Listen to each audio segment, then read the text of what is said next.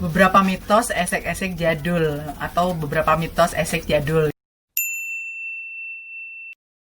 Ternyata masih banyak loh mitos seputar seks yang ada di sekitar kita ya, seputar kehidupan bermasyarakat. Bahkan terus diyakini nih hingga saat ini tanpa mencari tahu kebenarannya. Padahal informasi mengenai seks dapat membuat kekeliruan, tafsiran dan pemikiran gitu. Emang bener juga sih ya. Ada loh beberapa mitos yang dulu mungkin umur belasan tahun atau umur 20 tahunan gitu ya. Dulu aku gitu ya masih suka kedengeran ini mitos-mitos ini gitu ya. Salah satunya adalah meremas payudara atau ATT cucu gitu ya, bisa membuat bertambahnya ukuran dari payudara itu sendiri. Banyak asumsi yang beredar ya, banyak sekali asumsi yang beredar tentang ukuran payudara yang dapat membesar setelah diremas. Nah, itu adalah mitos ya teman-teman. Payudara bisa membesar itu bukan karena diremas. Itu adalah karena hormon atau genetik gitu ya. Jadi mitos itu salah, yang meremas susu atau memeras tete itu bisa membuat jadi lebih besar gitu. Kadang dulu waktu sekolah gitu ya, itu susunya kok tambah gede. Oh, karena diremas-remas terus sama pacarnya gitu.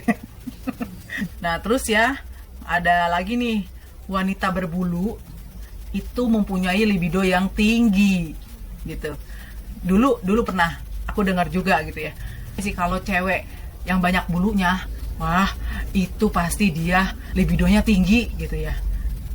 Padahal sebenarnya ya jadi pengen ketawa nih ingat-ingat masa dulu. Anggapan ini juga sama dengan wanita yang berbulu, banyak bulunya, maksudnya bulu-bulu halus di mananya di sekitar tengkuk atau di tangan gitu ya. Kadang kan dulu seperti itu, wanita yang banyak bulunya itu libidonya tinggi. Padahal itu semua tidak benar, itu adalah sebenarnya mitos ya teman-teman. Faktanya adalah gairah seks itu tidak ditentukan oleh banyaknya bulu yang ada dalam tubuh.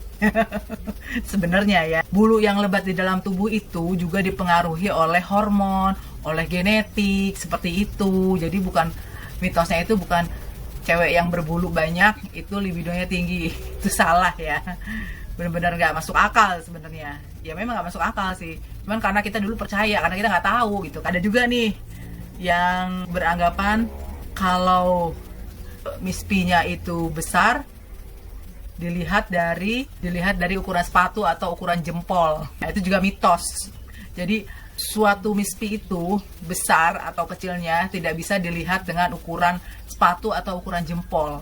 Ini juga dipengaruhi oleh genetik dan hormon ya. Semuanya itu berpengaruh sama genetik dan hormon sebenarnya. Bukan kok karena ukuran sepatu atau ukuran jempol ya teman-teman. Ini enggak, itu salah gitu. Mitosnya itu tidak seperti itu gitu ya. Faktanya tidak seperti itu gitu kan. Ya itu semua balik lagi ke hormon dan genetik kita gitu. Jadi bukan ukuran sepatu dan jempol ya, aku bilang tadi. Nah, ini yang paling sangat pokoknya sangat santer banget deh tentang keperawanan dan selaput darah. Mungkin ya mitos ini sangat santer juga yang kamu dengar pada zamannya, kalau selaput darah itu atau keperawanan itu ditentukan dengan darah ya. Darah pada saat pertama melakukan hubungan intim gitu.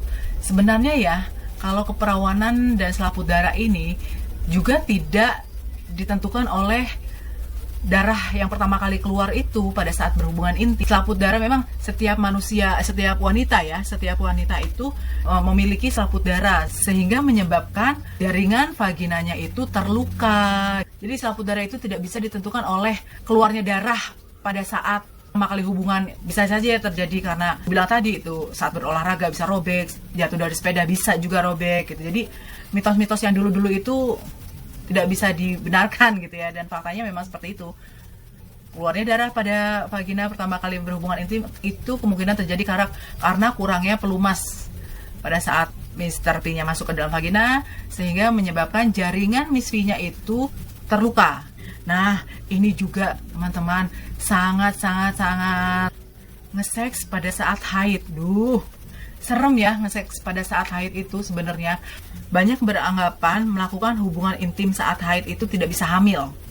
mitosnya gitu ya. Padahal kenyataannya dan faktanya itu bisa hamil beberapa persennya. Dari beberapa persennya itu gitu.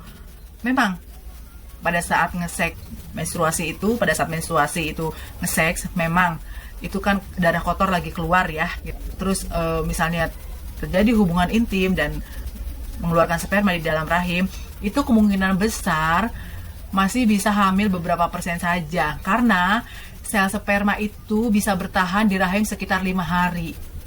Jadi kemungkinan hamil itu masih bisa, meskipun kecil sekali kemungkinannya ya. Dan itu juga teman-teman ya, gimana sih ngebayangin kalau misalnya lagi menstruasi terus nge-seks? Kayaknya jijik banget gitu ya. Tapi itu sebagian orang yang suka mungkin itu nggak kenapa-napa. Tapi kalau sebagian ya gitu, kayaknya kok emangnya nggak ada waktu lain selain pada saat itu gitu kan, nggak bisa tahan atau gimana kan gitu. Selain juga nge-seks pada saat haid itu bisa menyebabkan penyakit, baik untuk perempuannya maupun laki-lakinya, bisa menyebabkan penyakit kelamin atau penyakit apapun itu, karena yang keluar pada saat haid kan darah kotor ya. Gimana ya seks pada saat haid, kayaknya kok gimana gitu deh, pokoknya nggak bisa bayangin deh gitu. Dan bahkan secara rohani dan secara medis juga kan tidak boleh kalau pada saat lagi menstruasi itu berhubungan intim ya, karena sesuatu hal itu ada mungkin ada tanda-tanda gangguan iblis kali ya. Kok senang banget sih lagi itu dipakai gitu kan. Jadi ya seperti itulah mitos-mitos yang ada di sekitaran kita, di seputar masyarakat bermasyarakat kita masih ada yang seperti itu gitu. Jadi ingat, kalau kepengen lihat-lihat waktulah gitu ya. Jangan kalau lagi mens asal pakai aja, emangnya apaan asal pakai. Ya udah segitu aja teman-teman. Yaudah ya, gitu aja ya.